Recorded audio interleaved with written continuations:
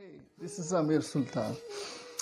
आज हम जो चीज़ें डिस्कस करने जा रहे हैं वो हमारे पास है कि वैक्सीनेशन क्या कोरोना के लिए आई हुई है, या और दूसरा हमारे पास है कि जनूबी एशिया जो है उनका यानी कोरोना पूरी दुनिया को लपेट में लेके जनूबी एशिया के ऊपर उसका क्या इफेक्ट्स है। ये सारी चीज़ें आज हम कवर करेंगे, लेकिन उन दोस्तों से कहना था जिन्होंने अभी तक चैनल सब्सक्राइब नहीं किया है तो चैनल को सब्सक्राइब करें ताकि ऐसी वीडियोस आपको मिलती रहें।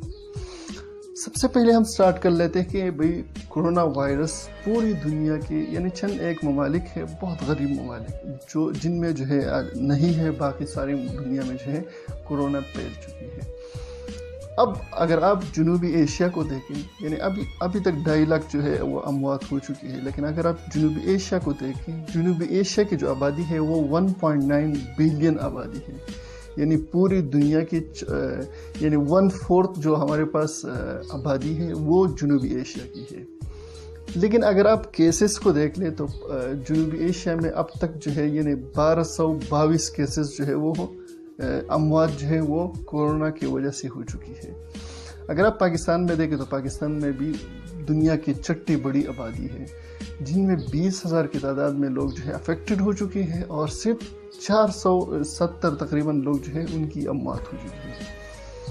तो अगर आप इस सिचुएशन में देखें तो जनूबी एशिया के ऊपर अल्लाह ताला की ख़ास मेहरबानी है कि वो इससे बच चुके हैं। अब हम थोड़ा सा नज़र डालते हैं वैक्सीन्स के ऊपर कि वैक्सीनें कौन कौन से मुल्क जो है इसके ऊपर काम कर रहे हैं। सबसे पहले मैं आप लोगों को एक चीज़ क्लियर कर दूं कि भाई जो हमारे पास वैक्सीनेशन होता है, आप लोगों ने देखा होगा कि जब भी आप सुनते हो कि भाई ये 1 साल से लेकर 18 महीने या 1.5 साल 2 साल जो है वो वैक्सीनेशन आने में लगेगी।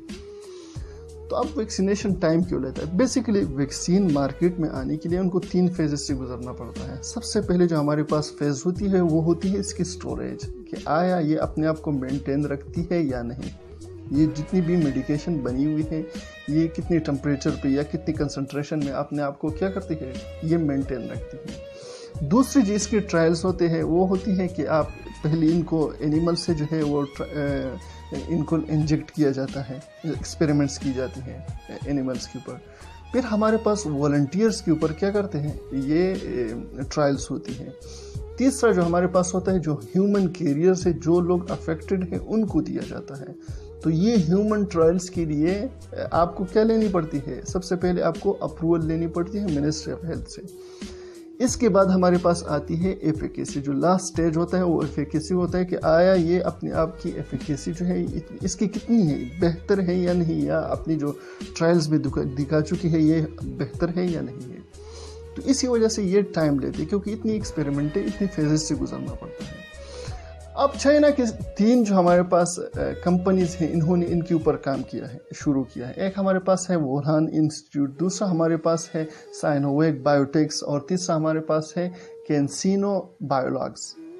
ये 3 ऐसे इंस्टीट्यूट हैं जिन्होंने इनके ऊपर काम शुरू किया है। लेकिन इनमें जो 2 हमारे पास हैं वो है क्या, कौन कौन से, साइनोवेक बायोटेक्स और हमारे पास कैंसिनो बायोलॉग्स हैं। इन दोनों ने ह्यूमन ट्रायल्स के लिए जो है गवर्नमेंट ने इनको अप्रूवल दी है। अब सबसे पहले हम बात करते हैं साइनोवेक बायोटेक्स की। साइनोवेक बायोटेक्स हमारे पास वो इदारा है जिन्होंने H1N1 यानी स्वाइन फ्लू के लिए जो वैक्सीन थी इन्होंने पहले डेवलप की थी। अब ये ह्यूमन ट्रायल्स में जा रही हैं। इन्होंने 144 ऐसे लोग हैं वॉलंटियर्स, यानी सेकंड से एनिमल्स के बाद जो वॉलंटियर्स आते हैं उनको इन्होंने वैक्सीनेशन दी है और जून तक 16 अप्रैल को इन लोगों ने वैक्सीनेशन दी है। और एक्सपेक्टेड क्या है कि जून में इनके जो हमारे पास रिजल्ट्स हैं वो आएंगे कि आया ये हमारे पास इसकी जो हमारे पास एफिकेसी है वो बेहतर है या नहीं है। Biomedical advance research and development authority, ये हमारे पास यूएसए के एक यानी गवर्नमेंट का इदारा है जो 2006 में डेवलप हुआ था और इनको अभी यूएसए के गवर्नमेंट में 1.2 बिलियन का जो है वो बजट दिया है ताकि आप वैक्सीनेशन बना सकें। जो हमारे पास बेरडा है, इसको हम बेरडा भी कह सकते हैं। बेरडा जो है इन्होंने क्लेम किया है कि हम जनवरी 2021 को वैक्सीनेशन जो है पूरे मुल्क में क्या करेंगे, प्रोवाइड करेंगे।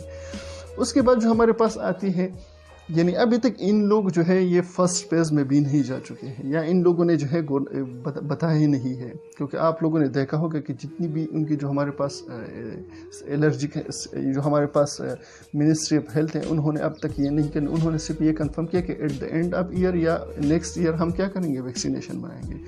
پھر ہمارے پاس ہے یو کے، یونائٹڈ کنگڈم کی جو ہمارے پاس انہوں نے جو ذمہ داری دی ہے وہ کس کو دی ہے، یونیورسٹی آف آکسفورڈ کو۔ یونیورسٹی آف آکسفورڈ کو $20 ملین پاؤنڈ جو ہے وہ دی ہے تاکہ آپ کیا کریں، آپ ویکسینیشن بنا رکھیں۔ انہوں نے بھی کہا کہ آپ اینڈ آف دا ایئر کیا کریں گے، بنائیں گے۔ پھر ہمارے پاس ہے Japan agency of medical research, انہوں نے کہا ہے کہ ہم ویکسینیشن جو ہے ان کے اوپر ہم نے کام شروع کیا ہے، لیکن ہم جو ویکسینز بنائیں گے وہ لمیٹڈ تعداد میں ہوں گے، کیونکہ ہم باہر سے جو آئے ہوئے ویکسین ہیں ان کے اوپر بہت زیادہ کم ڈیپینڈنٹ ہیں کی طرف کہ لوگ کہہ رہے تھے کہ پاکستان نے ویکسینز بنائے ہیں۔